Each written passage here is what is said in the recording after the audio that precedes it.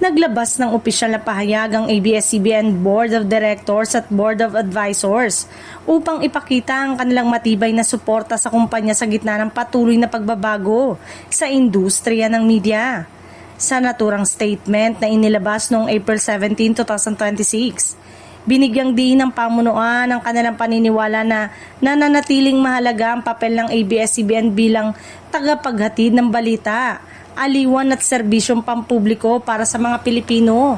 Ayon sa board, kahit na wala ang kanilang broadcast franchise, hindi ito naging hadlang upang ipagpatuloy ng kumpanya ang operasyon sa iba't ibang platform.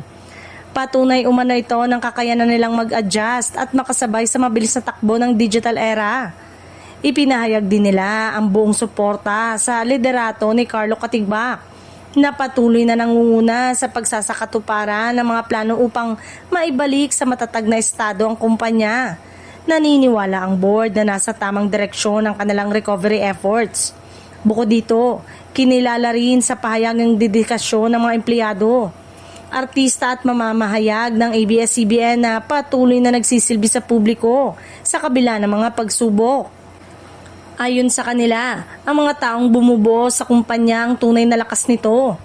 Binigyang halaga rin ng board ang papel ng ABS-CBN sa pagsusulong ng demokrasya sa bansa, lalo na sa pagbibigay ng tamang impormasyon sa publiko.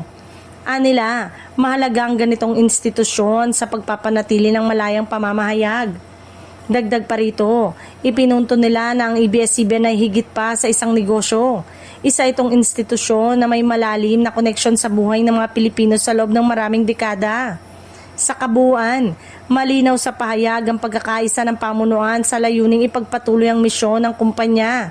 Sa kabila ng mga hamon, nananatili ang kanilang pag-asa at determinasyon na makabangon at muling umangat ang ABS-CBN.